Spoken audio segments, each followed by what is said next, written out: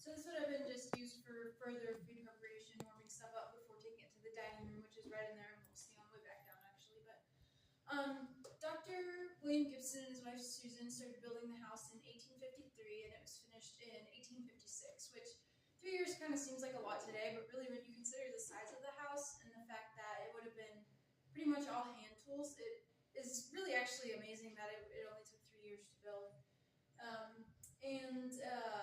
Was a private residence for like 100 years. The Gibsons didn't have any kids, but it passed to his bank partner and then just 3 different people. And then they added on this industrial kitchen in the 1950s, and it was a restaurant, a few different restaurants actually, up until like the early 2000s, and then changed hands again through different organizations and funds. And the Friends of the Manor just officially opened for tours in 2023. So few things. We're kind of new, really, to the historical education aspect of it, and it's amazing that so much of the historical integrity of the house has been preserved through all those changes of hands.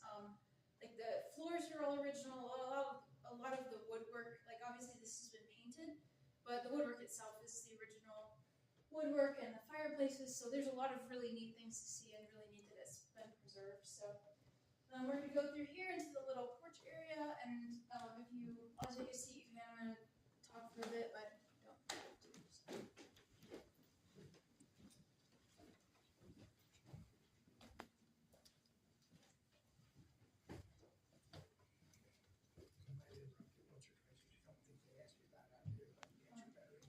Yeah, no, you're fine. Interrupt me whatever you want to.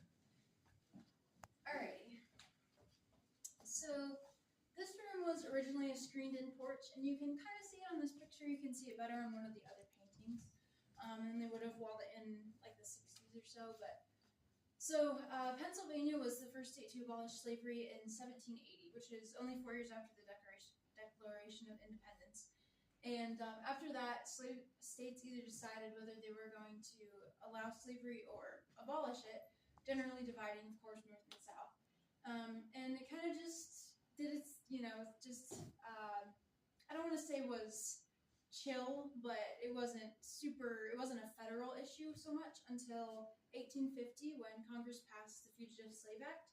And I don't know if you guys know anything about that or what it said, but basically it gave slave owners, plantation owners, the right to go take a slave back, whether they were in a free state or a slave state, and re-enslave them. And a lot of times the slave owners would hire a bounty hunter to do that. And if you think about a bounty hunter, their main objective is going to be to get paid. So they really didn't care whether they were taking back the actual person that had been enslaved. They were going to grab anybody with dark skin that they could find and take them back. So it really changed things a lot, made things a lot more dangerous for Black Americans. And a slave that was trying to escape previously could just go to a free state in the United States. But after that, they would have to cross the lake all the way into Canada before they could be free and safe. So that's when you really start to see figures like Dr. Gibson and Harriet Tubman and the Underground Railroad kind of emerge. House, again, started building it only 3 years after that, so you can definitely see the influence there. The way that it would work in this particular house, a slave would enter this porch we're standing in through the side of the door, and a lot of times it would be at nighttime, so it would be hard to see. And also, Dr. Gibson was a normal medical practitioner, so he had doctor's offices right in here, so it wouldn't have been unnatural to see people in and out at all hours of the day. And we're going to move in and see his offices now, and they've been remodeled to be bathrooms. But you can see one of the features that's really critical to us discovering it was an Underground Railroad safe house. Okay, so in here, I don't know if you see this panel above the wall here. So that was originally a door, an entrance into the medical office, and we discovered a hinged panel at the bottom of the door. So after we found something upstairs, we realized, okay, slaves would enter in the screen porch, come in here to his medical office, and then they could go through that panel up a chute into a completely hidden, like, secret safe room upstairs, which we'll also see. And so that really clued us in. We're like, okay, this is more than just a big old house, you know. And why someone decided to build a false wall over it, I really don't know. these two bathrooms would have been one big space medical office surgery, so this wall wasn't here either originally. But you can peek in that room if you want to. There's it's kind of rough, but then from there we're gonna go into the next.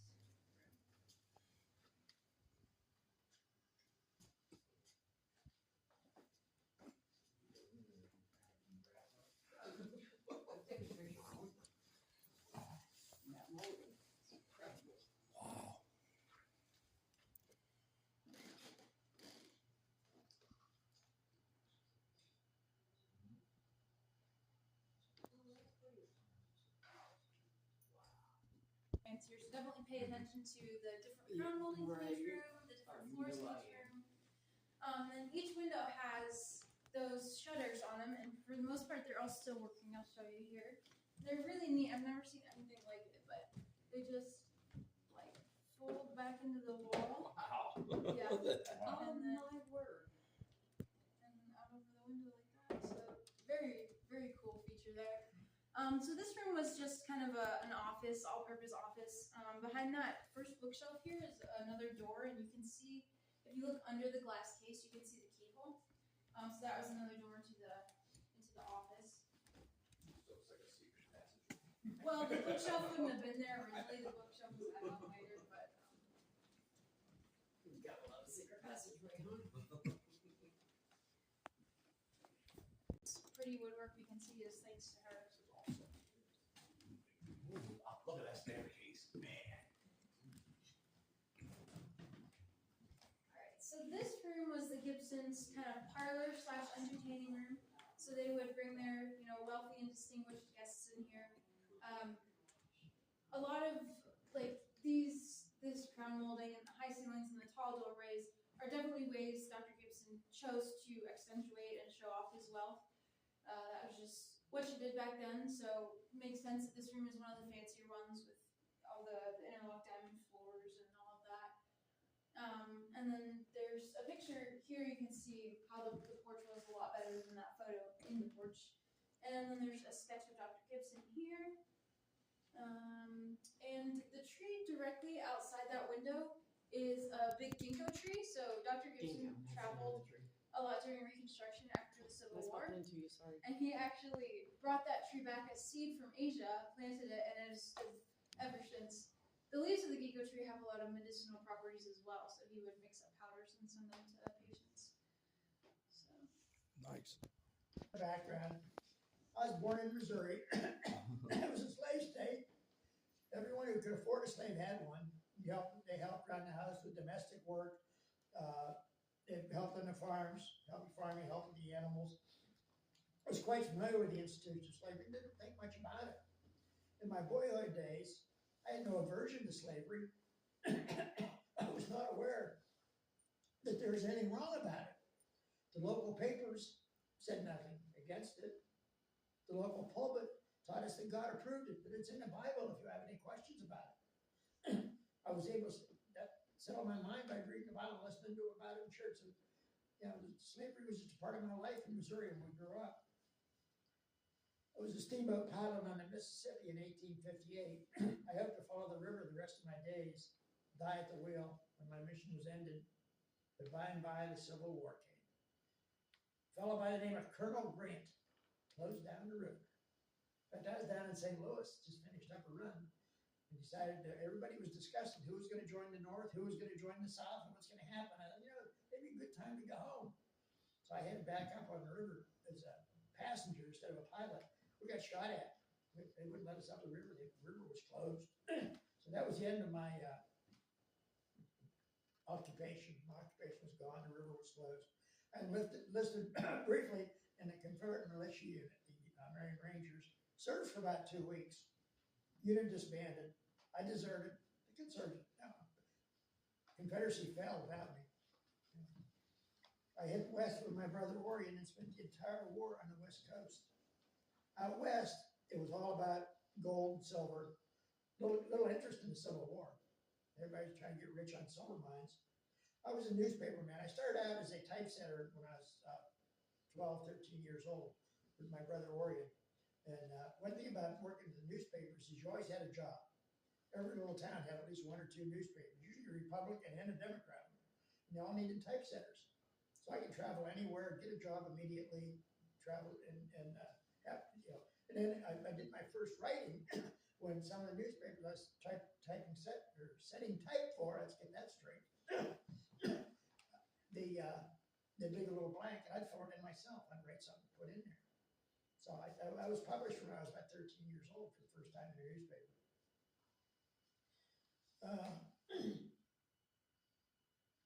When I was out in California, I started out in Carson City, Nevada, got run out of there because I got involved in a duel. The next day, there was a note on my door by the local judge saying, if you're in town after the stave leads today, you're going to jail. So I decided to go to San Francisco. Lived in San Francisco for a while. While I was there, I was writing some articles and doing some things that the newspaper out there sent me to the Hawaiian Islands to report on the people out there. I did a little story about that. They were paying me $1 a letter that I wrote back. And then I when I came back from that, I did lectures about that. I made a few bucks on lectures. But I was pretty much a newspaper man, reporter in 1867.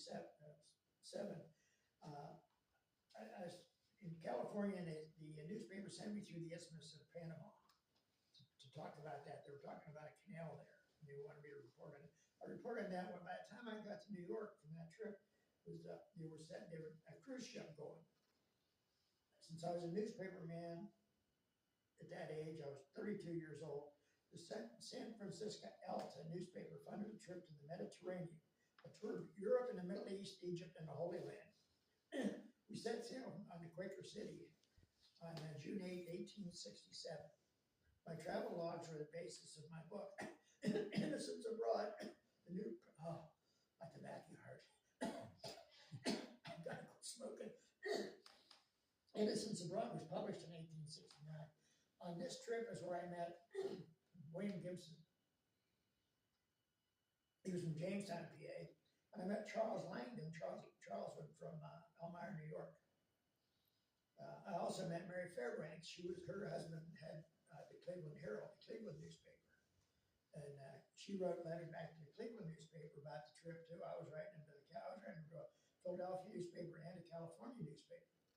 And when I got back, I set up travel in this part of the country here on a speaking tour, so I could be close to the people I met on the tour and prepare for the book, Innocents Abroad.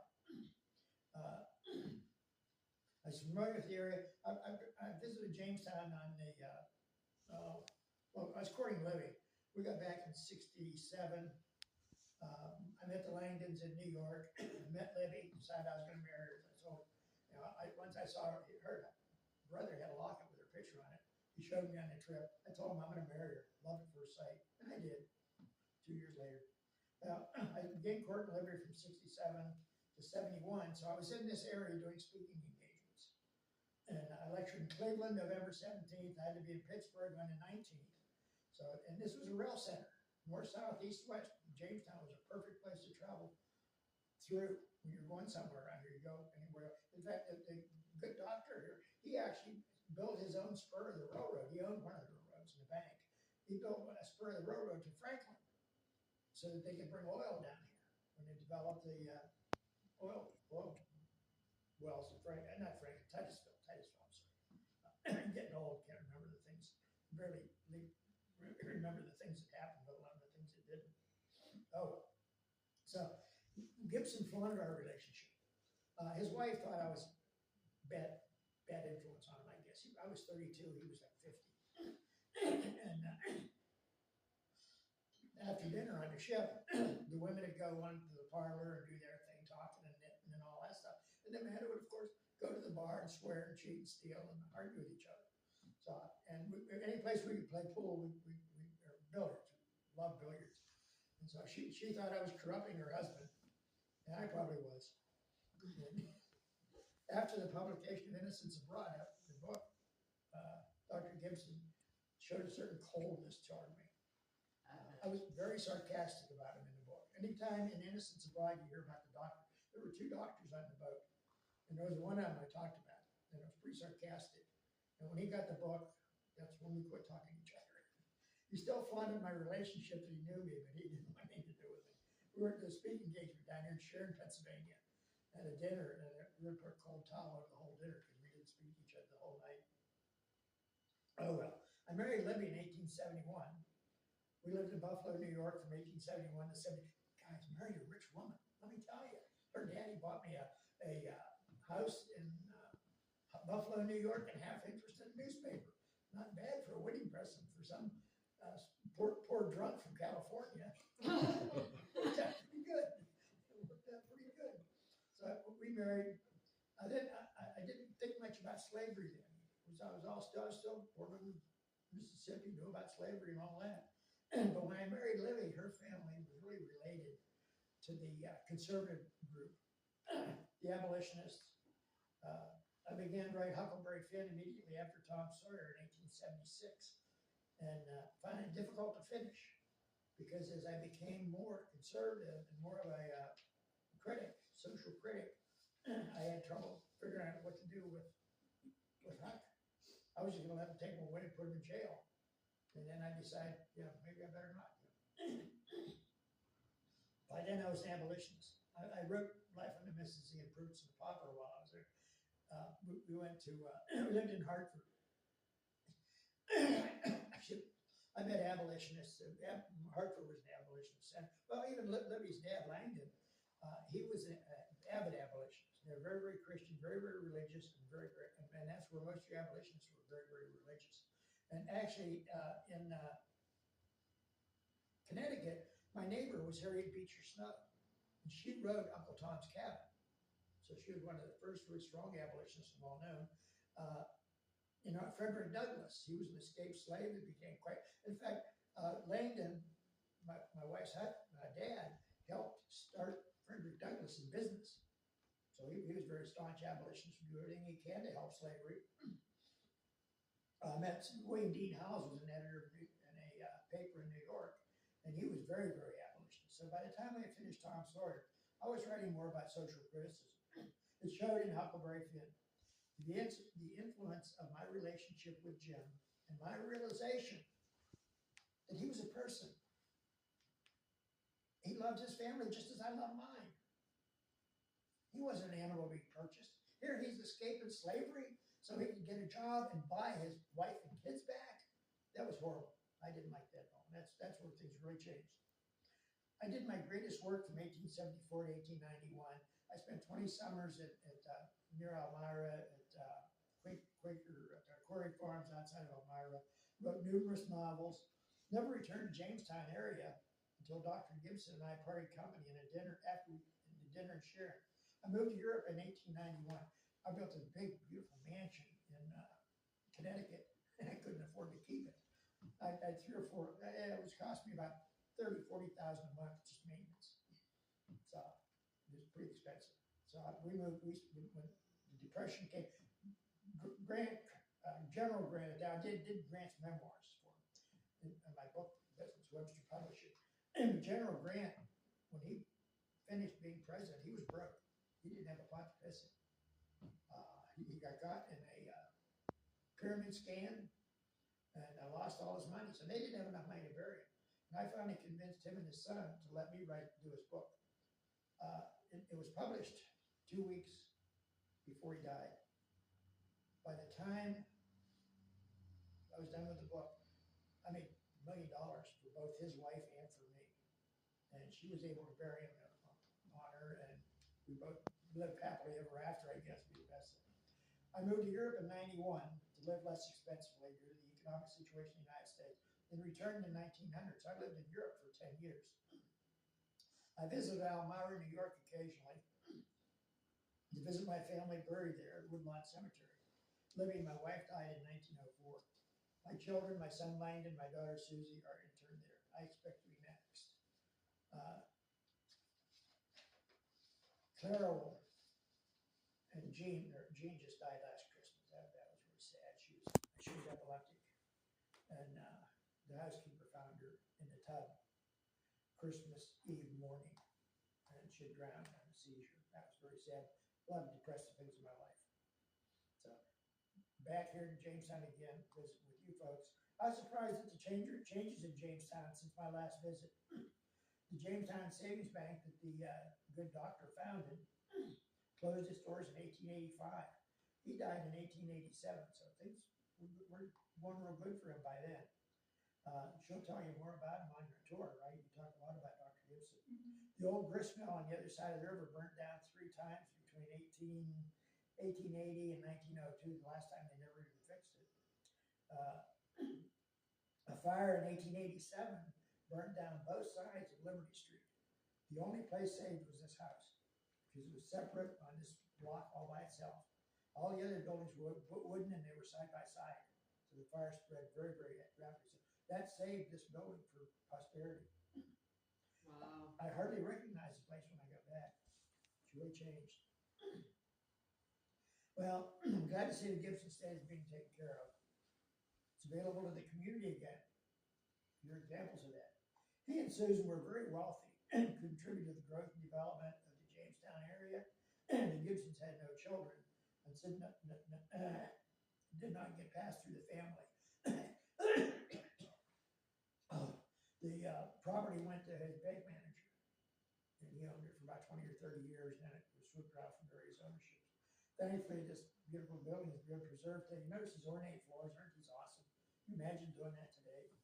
I'm afraid Dr. Gibson's Really? self-importance was aggravating, and he made enormous contributions to Jamestown. He was not a favorite of the people here. Or every businessman hated him because he owned every street corner. They couldn't get a prime lot to put up a business meetings here.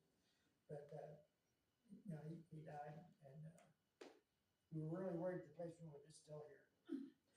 If you're going to be in town in Wilson, have you ever been out toward Pontoon from here? Out through 22 toward the lake. You ever see the cemetery on the left? Mm-hmm. See that 40-foot monument with a 10-foot up? That's his mausoleum. That's where he and Susan are buried.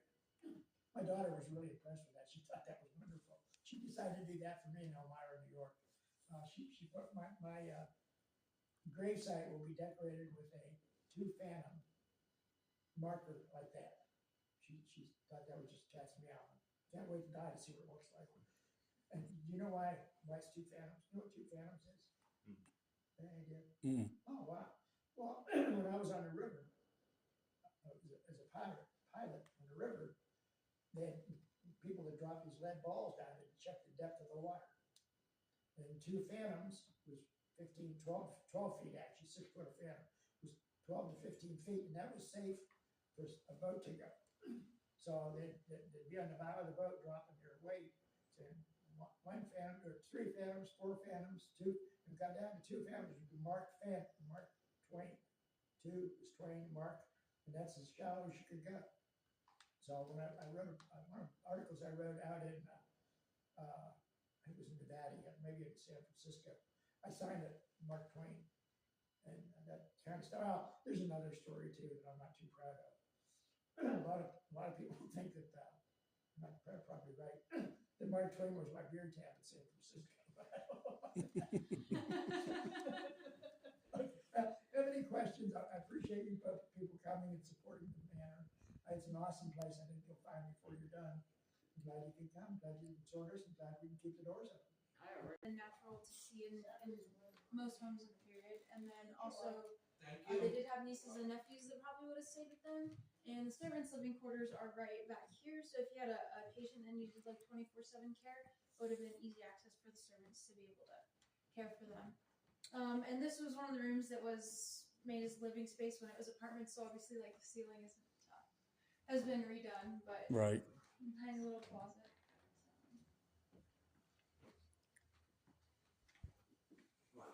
And then this staircase goes up into the attic.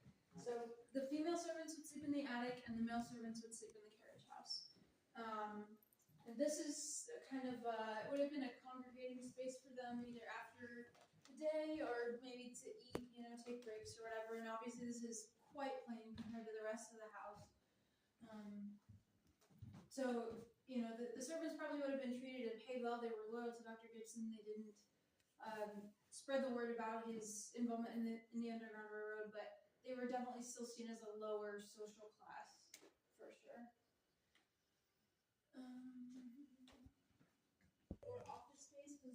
Gibson's bedroom. So, in the 70s, while it was apartments, they decided to remodel it to be a bathroom. And while guy was putting the tub in, he found this space back here, and it was completely walled in, totally secret and hidden. You wouldn't know it was here. So it's a little bit short and narrow, so wash your heads, and if you're claustrophobic, I wouldn't advise it. But you're welcome to duck in here.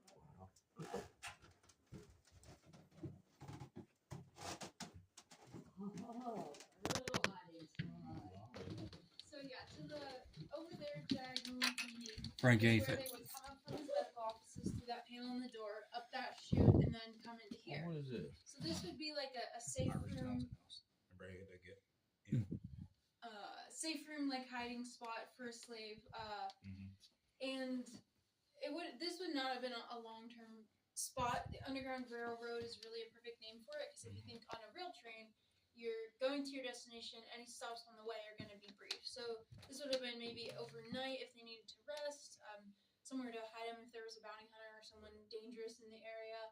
So it would have been really just a few hours probably when they were up here, but regardless, very neat. And this room and its obscurity is really what clued us into, okay, this there was something important. Yeah, and this was obviously designed this way. So I gotta get. Oh, I'm sorry. I didn't know you were there.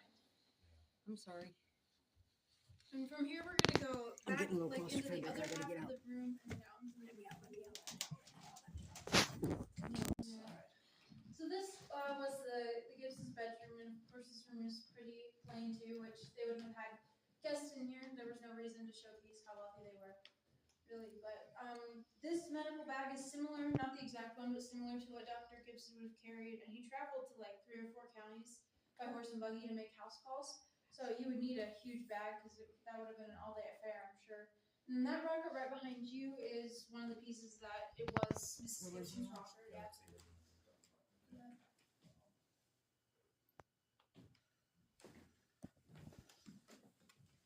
And then the space with all the glass right here, that was actually the Gibson's bathroom. So it was really before indoor plumbing.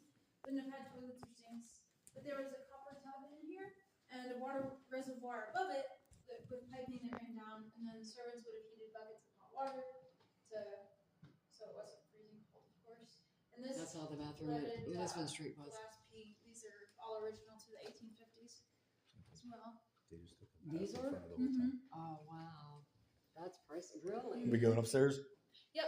So we're gonna go all the way to the top. Dr. Gibson would light the lantern that I talked about downstairs. Right. And then also, if you notice the roof line, it's really flat, and the attic is really short. You'll see when we go in there. So that really makes the house like 2 tall stories rather than 3. And that was another feature that was important for helping move slaves through, because you could put them in the attic, and a bounty hunter, number 1, might not even know the attic was there to look for. And the attic also goes all the way around, so it's kind of unusual. So you could kind of put them in the back. And then also, Munchkin Lane? if you see that blue roof, just a little ways from here, that's actually where the Shenango River ran before they built the Pamatini Lake. So this was all, for the most part, like swampy and marshy around here. And so there are underground tunnels, like 4 or 5 of them, that run from the house, like the carriage house. There was one to his bank, a few different places. And so those obviously weren't built with the Underground Railroad in mind, but it made it really, really helpful. You could move a slave from the house to the carriage house to be able to transport them completely underground. And then these little windows are ventilation spots for the attic. Got the ginkgo tree out there. And the flags about is where his bank was. Oh, that's convenient. Yeah. So he could kind of survey his domain, because he owned most of Jamestown, so he could watch out for things. And Dr. Gibson liked to sleep up here in the summer. If you look down through the staircase, you can see it's all the way to the floor. And Oh, yeah. really, It's so gorgeous. I noticed that from down there. yeah, so that actually is an air conditioning system. So you could open all these windows, and the hot air from all the floors would rise up. And Is that why they did that like that? Yep. Well, that's